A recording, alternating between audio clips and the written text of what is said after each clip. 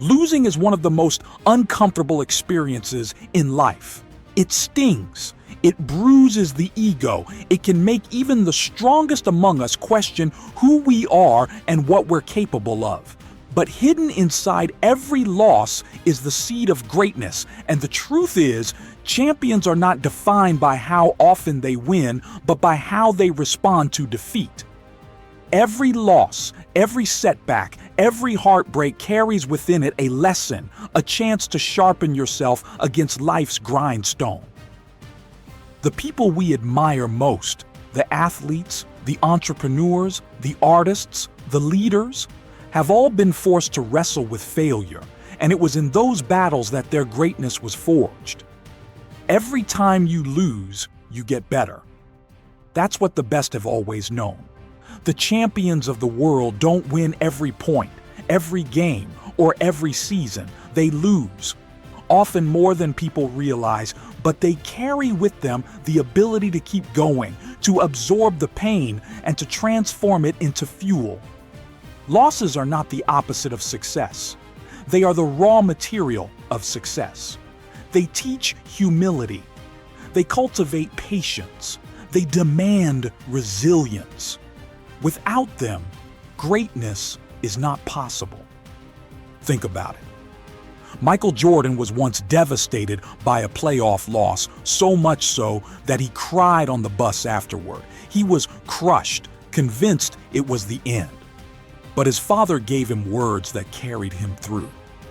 It was just one game, one moment in a long career. Jordan came back stronger, and the following year, the Bulls advanced further.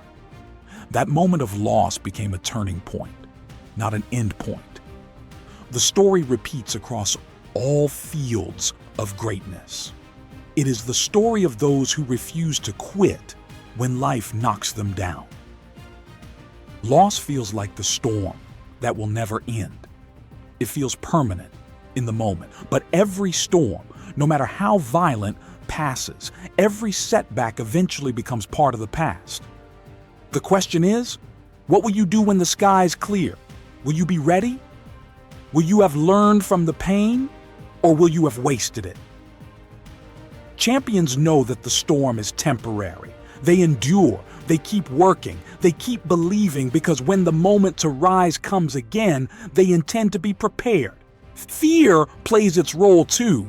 Fear of losing, fear of embarrassment, fear of falling short. Many people run from that fear, but the champions embrace it. Chris Bumstead, one of the greatest physique competitors in the world, openly admits that he thinks about losing all the time. He says he's scared of losing to his opponents, but he doesn't hide from that fear. He uses it. By accepting the possibility of loss, he frees himself to compete fully, to give everything on the stage. Because when you've already looked failure in the eye, you no longer have to tiptoe around it. You can move boldly. That is the paradox of greatness. The acceptance of loss is what allows for the most fearless pursuit of victory.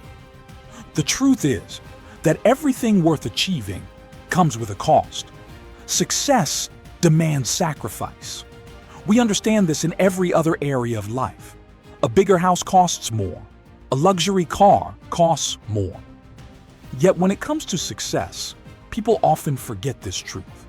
They believe they can achieve extraordinary things without extraordinary sacrifice. But the higher the success, the higher the cost. The biographies of legends prove it. Jordan, Ali, Tiger Woods, Kobe Bryant, all of them paid a heavy price. From the outside, their lives look effortless, glamorous, like a string of victories and highlight reels. From the inside, it was endless hours of work, brutal discipline, and pain few could endure. Their greatness was not handed to them. It was purchased with suffering, with sacrifice, with relentless persistence. If you don't fail, you're not even trying. That's the reality. Failure is not proof that you're weak. It's proof that you're in the arena. It shows that you've stretched yourself past your comfort zone, that you've dared to take risks others would avoid. Losing doesn't mean you're done. it means you're playing the game. And in the end, it is better to lose while trying than to sit on the sidelines afraid to begin. It's not about avoiding failure, but about controlling what you can control. You can't dictate the bounce of the ball, the judgment of the referee, the random turns of life. Sometimes the breaks go against you. Sometimes the market crashes. Sometimes the opportunity doesn't unfold the way you imagined. That's natural. What you can control is your process. You can control how much effort you give, how disciplined you are, how consistent you show up. You can control your preparation, your attitude, your culture, your character.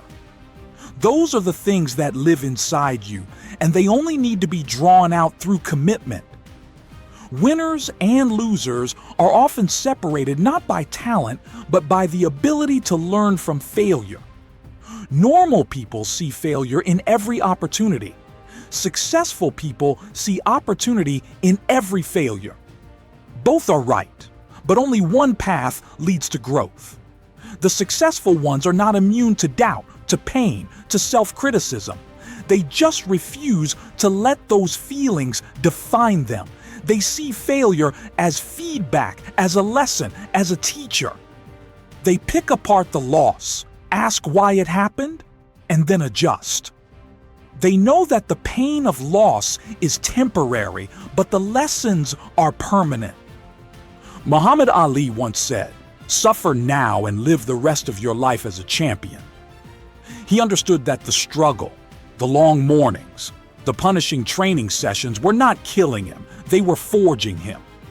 Pain was not the enemy, complacency was. It is easy to get comfortable, to avoid risk, to settle into mediocrity. But comfort kills greatness. Champions are the ones who lean into the discomfort, who push themselves when they're tired, who train while their friends sleep in, who grind when the world tells them to relax. They understand that tired is only in the mind, that the will can outlast the body, that determination can overwhelm talent. Every champion carries with them a certain madness, an obsession. There is no plan B, there is no backup, there is only the relentless pursuit of the goal. Some people call it unhealthy, but without that obsession, there is no greatness. The ones who become legends are those who are willing to sacrifice, who are willing to pay the price most others won't. Success is the only revenge. Success silences critics. Success casts a shadow so large that the doubters disappear into irrelevance. And yet, even with all their strength, champions remain human. They cry after losses. They doubt themselves. They struggle with fear. But the difference is that they rise again. They face the mirror and ask themselves the hard questions. How much more can I take? What small step can I implement to increase the probability of winning next time? They don't blame others, don't make excuses, don't quit. They turn inward, accept responsibility, and get back to work. The lessons of champions apply to every area of life, not just sports. In business, in family, in relationships, in personal growth, the same truth applies. You will lose, you will fail, you will stumble. The test is not whether you can avoid failure, but whether you can endure it, learn from it, and rise again. Life will ask you to carry burdens you never expected, to face challenges you didn't want. You may give your best and still fall short. The question is, what will you do next? Will you quit? Or will you show up the next day and give your best again? At the end of the day, greatness starts and ends with you, not your coach, not your boss, not your circumstances. You are the one who decides whether to keep going. You are the one who decides whether to get up when you're knocked down. Every day is an opportunity, and every choice you make is a step toward your destiny. You can't control everything, but you can control yourself, and when you do, nothing external can defeat you. Losing is painful, yes, but it is also powerful. It teaches you to fight harder, to dig deeper, to want it more.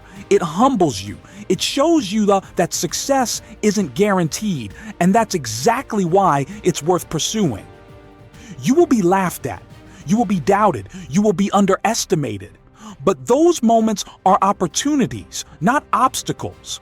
They are fuel for the fire inside you. Look in the mirror and remind yourself, what tried to kill you only made you stronger.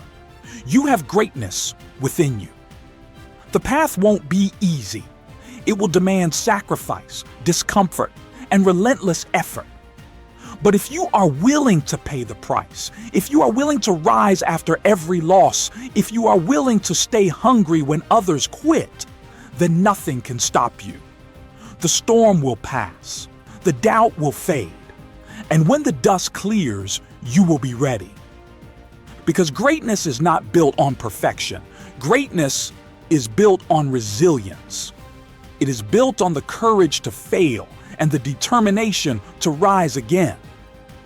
Thank you for taking the time to dive into this journey of bringing stoic calm into your relationships. Remember, every moment of conflict is also a moment of choice, a chance to either feed the fire of reactivity or to be the anchor of calm. If this inspired you, give it a like so more people can discover it, and make sure to subscribe for more insights on living with wisdom, strength, and love. Thank you for watching, and see you next time.